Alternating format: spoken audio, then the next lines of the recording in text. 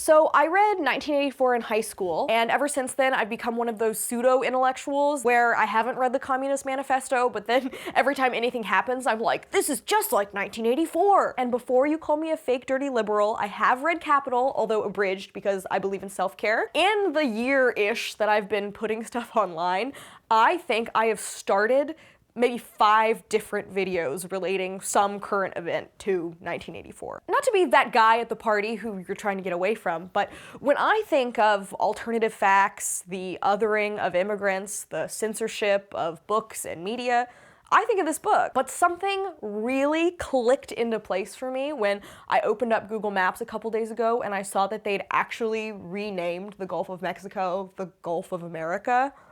Because it's one thing to like conceptually know that borders and names are mutable and based on the beliefs of whoever is in power to name something. But it's also another thing to see that happening like right now in real time. This video could easily be like 7 hours long, and I kind of want it to be for the algorithm if nothing else, but I work and I am not Biz Barclay, who apparently holds a full-time job and also makes 4-hour video essays with a strength of will that I simply don't have. So I'm gonna try to narrow my focus enough to keep myself sane. And while that might not matter to you, it is pretty important to my employer. So let's just leave it at that. Before I depress everyone with my fatalism, I thought I should give some context for the book for those of us who have only read it in high school and maybe not very well. It follows Winston Smith, a person who lives in a nominally communist but actually fascist state, after the toppling of wherever we are now and the rise of an authoritarian regime headed by the mythical figure of Big Brother. The story itself is pretty simple. It starts with Winston buying a diary and writing in it his first big illegal act. Then he begins an affair with a young woman and they fall in love. He also thinks he's getting closer to discovering a network of people that also disagree with Big Brother, but then is betrayed by the 2 people he met that he thought were on his side. Then he and the young woman, Julia, both get arrested and then get the free will tortured out of them in the end. Hooray. I truly think the part of this book that has the most effect on people is how absolute the surveillance is. Winston literally spends all of his time either thinking about how much everything sucks, having this affair, or trying to make friends with people who he thinks are also enemies of Big Brother, only to discover that all of his revolutionary activities were happening under the watchful eye of Big Brother all along. And since everyone is so surveilled, literally to the fact where their faces are watched to make sure they're feeling the right emotion during propaganda films, Winston often thinks that the only thing that's truly free is what's inside your head. And just for a quick sidebar, if anyone is looking for something to read, I really recommend the book Julia by Sandra Newman. It's essentially a retelling of the entire events of the book from the perspective of the young woman that Winston has this affair with. Because if you have also read this book and were thinking, I don't think Orwell likes women, just because of fun little details like he talks about wanting to kill Julia and his ex-wife, and talks about how every woman who's not Julia is like fat and ugly and gross. I always thought that I liked Julia better than Orwell did, so I'm so happy that she gets her own story. She's so resilient and full of life,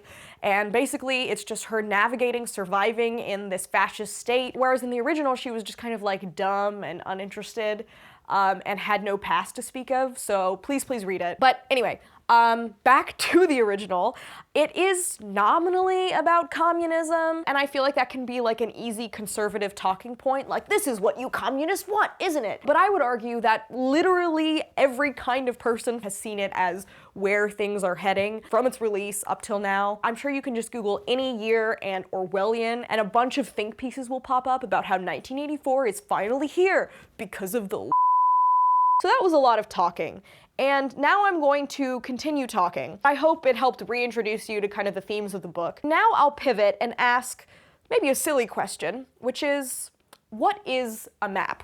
And yes, I am being silly and rhetorical, but I'm also being literal. Because I think that maybe being born after the fall of the Berlin Wall really afforded me a very unique perspective of what that meant. Because whenever I looked at a globe in my classroom, it looked the same as it had my entire life. I don't remember looking at maps of East and West Germany or the USSR. And I know that the USSR becoming Russia again is recent history, but because I wasn't alive to see it, to me me, it has always thoroughly been history. And if I would ask myself, what is the name of a country or a body of water? I would probably have said, well, since land and water don't have any natural meaning, it's a culturally constructed term that people agree on. But what if people don't agree? So I grew up in Texas, and the nearest border to me was the US-Mexico border. Growing up, the Rio Grande served as a clear physical boundary at the bottom half of all of my maps in school. But then when I was in college, I went to this park in far west Texas called Big Bend, which is just hundreds of miles from the nearest interstate, in the middle of a massive desert, directly abutting the Rio Grande. And during the day, and times when the stream isn't so hard to cross, people will ride over on their horses from the nearest towns in Mexico and sell their wares in the park. And it's only actually about 60 miles out of the park back to the interstate where they have border control stands, where they pull you over and ask what's in your car and stuff. And I get why they're there, because that road coming back from the park is this huge bottleneck where if anyone is trying to get to the rest of the country,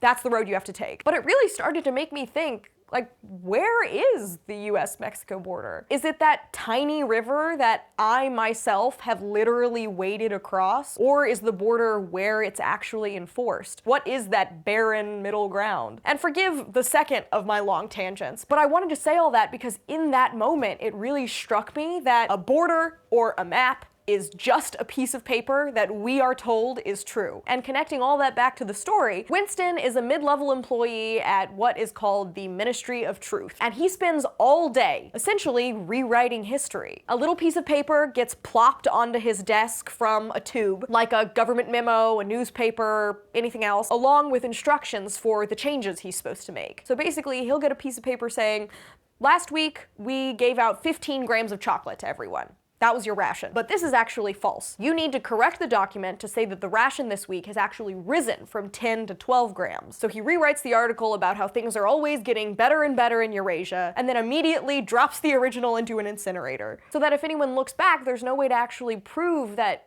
no, I think we're actually being given less chocolate this week. Right?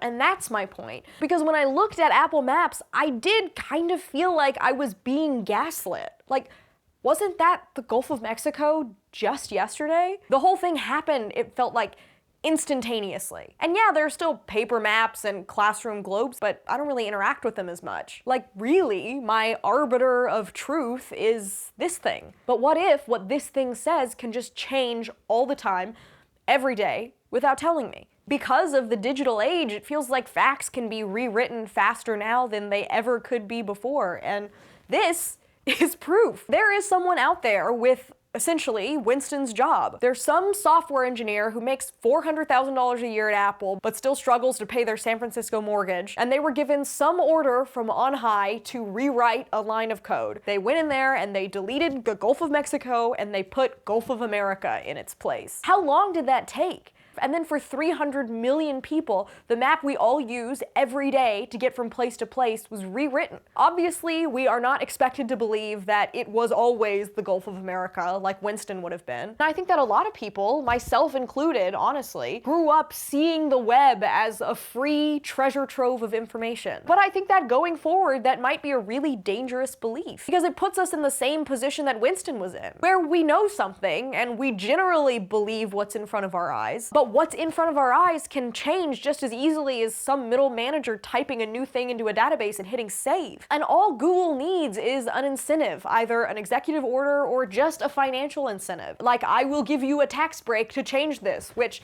isn't unheard of, to change what we interact with online every day. Especially now that Google has that stupid goddamn AI search tool that pops up every time you try to type a question. And even though I'm shitting on it right now, like, I do use it if I want to know who won the Super Bowl or how long to cook rice. But what if these people decide to favor some answers over others? What if they change some code to make it harder to find statistics about wealth inequality? What if they do one of those "did you mean" suggestions when you Google Martha P. Johnson to try to encourage you to click away without learning anything about her?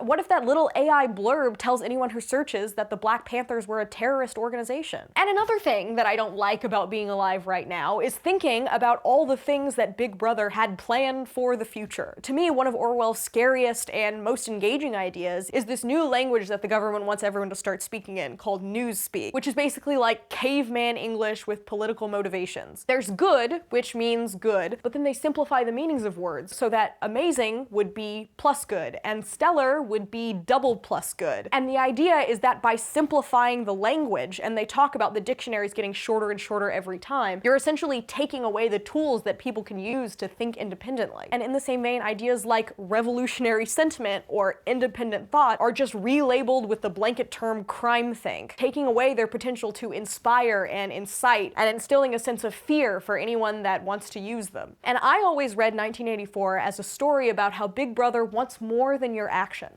He wants your thoughts too. And that's why they have Winston constantly writing and rewriting history, because they want complete control of the narrative. They want you to not only see, but to believe what you're seeing is an immutable truth, even if you remember otherwise. And the ultimate story arc is, spoilers, Winston losing control of his own mind and ceding his thoughts over to Big Brother. And that's personally why I consider the book a tragedy. Like, yes, he loses Julia, but I honestly would argue that he never really loved her in the first place. I think that the real horror in the story is that he loses his ability to love, because the only love that is acceptable in this society is love for Big Brother. And that's my fear. If a simple Google search is how we interact with truth and how we interact with reality, and I do think that is the case for a lot of younger people who are living more and more of their lives on the internet, I think we're essentially ceding the authority to be the arbiter of truth over to the internet. And we are creating our own ministry of truth. Because if we are not looking further and deeper for things that will inspire us to make the world a better place,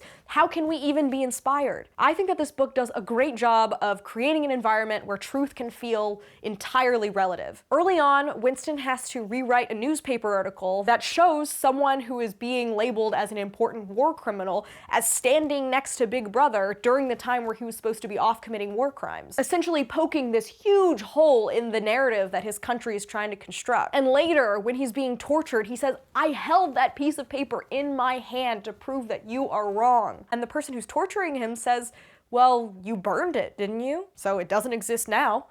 How do you know for a fact that it ever existed?" And while the internet has brought so much to us and really changed our lives for the better or worse, it can also be that little inferno that things go to disappear until you don't know exactly what happened or what was on the map yesterday, even though you're pretty sure, aren't you?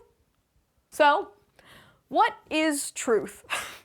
Well, for better and for worse, it's relative, at least in terms of maps and borders. Maps, borders, and labels always tell us something about the thing they are describing, which is fine. It is literally just the way our minds have to function. We have to label and sort all the information we get every day, otherwise we go insane. But now, more than ever, I think it's so important to ask ourselves and to teach other people to ask, who is doing the labeling and the sorting? What motivation do they have? What value judgments do they want us to be making about the things that they label? So in order to be the critical thinkers that all of our English teachers hoped we would be, I think that it's really important that we start relying on each other. And also, maybe rely on physical media when we can. It is not everything, and I'm not saying they don't publish racist books, but I think that the value of having your perspective changed by a book and holding it in your hands just cannot be overstated. And as we wade even further into either the utopia that we were promised by Gene Roddenberry or the dystopia that we were warned against by Octavia Butler, it is so important to take the time and learn to be curious enough to go deeper than an AI summarized search. And just like Winston and his party comrades were not allowed to do, we should rely on each other, try not to be driven crazy, and try not to lose our truth. All right, you made it to the end of the video. Not exactly what I normally post, but it felt like it had to be done. In one way, this is all very basic. If you watch this video and you were like, duh, I've thought about all this before and I think it's boring, I offer you Mike Davis, Howard Zinn, Angela Davis, and David Graeber. These are 4 people that I have loved reading and are so interesting and fascinating and can really really change the way that you see the world. And if you enjoyed the video, thank you for watching. I normally do movie and TV commentary stuff, so if you want to stick around for that, I would appreciate it, but obviously you don't have to. I'm not needy or anything. I'm not gonna tell you to like or subscribe, even though I do want you to, just because I'm that aloof and cool. Anyway, bye-bye.